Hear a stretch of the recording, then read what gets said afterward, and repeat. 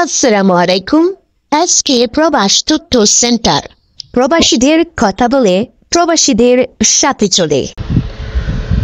2024 সালে সেনজনভুক্ত দেশগুলোতে বাংলাদেশিদের করা ভিসা আবেদনের মধ্যে প্রায় 55% আবেদন বাতিল হয়েছে, যা বিশ্বব্যাপী দ্বিতীয় সর্বোচ্চ রিজেকশন হারের দেশ হিসেবে বাংলাদেশকে চিহ্নিত করেছে।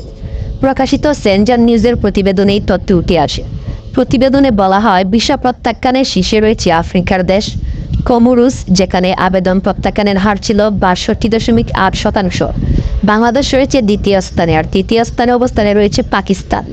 সেনজন ভিসা ইনফো তথ্য অনুযায়ী 2024 সালে বাংলাদেশ থেকে মোট 39,345টি ভিসা আবেদন জমা পড়েছিল। এর মধ্যে 20,957টি আবেদন প্রত্যাখ্যান করা হয়েছে, যা প্রত্যাখ্যানের হার 54%। এদিকে প্রতিবেশী দেশ পাকিস্তান থেকে একই বছরে 78,362টি আবেদন জমা পড়ে, যার মধ্যে 35,139টি আবেদন বাতিল করা হয়। এতে প্রত্যাখ্যানের হার দাঁড়ায় 47%। সংস্থাটি আরও জানায়, 2023 সালের তুলনায় 2024 সালে বাংলাদেশিদের আবেদন প্রত্যাখ্যানের হার বেড়েছে। 2023 সালে এই হার ছিল 42%। গত বছরে বাংলাদেশের ক্ষেত্রে সবচেয়ে বেশি ভিসা প্রত্যাখ্যান করেছে সুইডেন, পাকিস্তানের ক্ষেত্রে অস্ট্রিয়া এবং কমোরোসের নাগরিকদের ক্ষেত্রে ফ্রান্স। এই ছিল আজকে প্রবাস তথ্য সেন্টারের সর্বশেষ আপডেট। পরবর্তী আপডেট পেতে চাইলে সঙ্গে থাকুন। ধন্যবাদ।